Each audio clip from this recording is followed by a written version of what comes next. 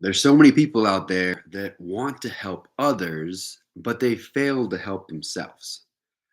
It's impossible to help others if you don't help yourself. It's kind of like when you're going to the airport and you're in the plane and they do like this safety thing where they say like put on your oxygen mask before you help others. Because if you're passed out, how are you going to help your kids? How are you going to help your wife? It's the same thing applies to everyday life, whether it be from struggling with addictions. I notice that when people have their whys, they have it about them. They have it about, oh, I want to stop drinking so that I can lose weight. I want to stop drinking so I can be more happy. And it's like, okay, sure. But when you have constantly been abusing yourself with certain things, you're not going to stop it for you. You have to think about the big picture. You have to think about, okay, well, I want to get sober. I want to do X, Y, or Z because I want to be successful and then help other people do it as well. Now, when you have that drive of thinking in the future of getting there and not only getting there, but getting there for everybody else that you could help because only certain people resonate with you, that is a huge why. It's almost double the impact of just being by yourself or just being like, oh, well, because I want to be sober for my family. Yeah, that's great, but how about I want to be sober so that I can help others go through it as well. Now, this same concept kind of goes with let's like a business that you have. Let's say like today. Today I saw this van at the beach and it looked like crap. It was like a 2001 Honda Odyssey back in the time where like they actually had metal cars because you could see the chip paint, the rust, the bumper was hanging off, and it said like Jimmy's handyman work and had a number. I couldn't imagine trying to get something fixed on my house and this dude rolling up and seeing his van. I honestly would probably say, sorry, bro, but like you got to turn around. Because think about the way this person lives his life is the same way that he does his work. Do you want somebody working on your, let's say, refrigerator that has a shitty, broke down looking ass, nasty, dirty, unorganized, hanging bumper hanging off van? No, because he's going to do the same work that he does on. He's going to treat your things the same way that he treats his things.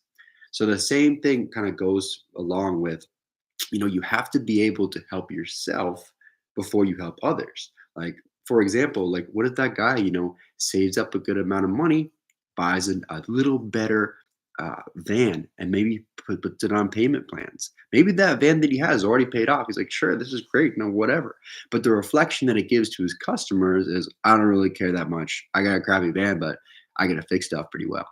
That's the kind of vibe it's giving out instead of the alternative, which is when I saw this man pull up in a cleaning van, and he was actually a detailer.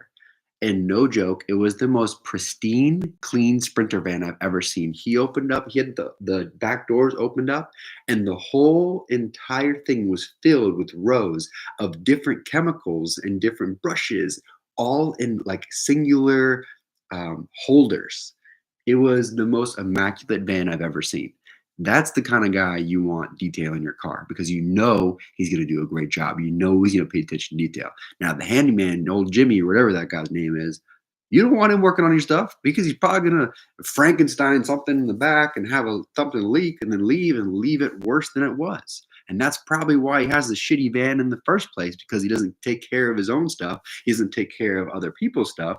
And then his business is not going to be as successful as if it would if he was a physical representation of his work, and the work and his physical representation was congruent, and both of those was organized, clean, tidy, handy. So I just wanted to pop on here because I was inspired by seeing this guy's van today. I almost did an Instagram story about it. Like, who would hire this guy? And I'm not trying to call people out. I'm not trying to say, maybe he is a good handyman, but from the outside, like imagine having a billboard. Like this is what it's like. Imagine having a billboard and it's just ripped up. like it's got rust on it, it's got holes in it. It looks like a flag that came from the Pirates of the Caribbean with people shooting through it and burn holes in it. Would you be like, oh wow, that's something that I want to invest in? No, it's the same exact concept. You don't want to have a shitty broken down van with the bumper hanging off and try to support your business. That's just not what you want. And it's the same thing that goes with when you're trying to better yourself, right? When you're trying to better yourself for others, you want to be able to be a physical representation of that change. Like, let's say you are single and you want to attract like a very emotionally stable, somebody who's has financial security, somebody who is really in fit shape. Like, you have to attract that energy by being that energy first, right? You can't just be like this freaking bozo that hangs out on the couch and eats cornflakes all day and 300 pounds and just like binge watches Netflix and attracts somebody who's like really got it going on. No way. And that's like this all is like how you do one thing is how you do all things. And this all stems from the whole concept of treat yourself great first. Make sure you got all your ducks in the row. You're as clean, as organized. You're a physical representation of your business. If you have it, you are trying to build the best relationships you can in your life. And then in turn, your relationships will flourish. In turn, your business will flourish. In turn, if you add value, people will see you as a valuable person. So I just wanted to go ahead and get on here and just explain how, I'm not the 100% the biggest businessman in the world, but I'm telling you what, if I had something on the back of my car that said Bo Green Sober Confidence Coaching, I'm telling you what, that car is going to be clean and mint all the time. Every single time there's an opportunity for me to test my confidence anywhere, and somebody says, hey, Bo, you want to go do this karaoke? Hey, Bo, you want to dance on stage? Hey, Bo, do you want to go be a dancer for the Pride Parade? Hey, Bo, do you want to go on my podcast? Hey, Bo, do you want to do a speech? Hey, Bo, do you want to do a breathwork opportunity when you've never done one before? It's always a F yes, 100%, because I live my brand. That is my brand. I'm not doing it for me. So what happens is people get selfish and they think, "Oh, I'm so scared. I don't want to do this. People are going to think I'm a fool. People are going to laugh at me." You are being selfish. Think about the other people that you are doing this for.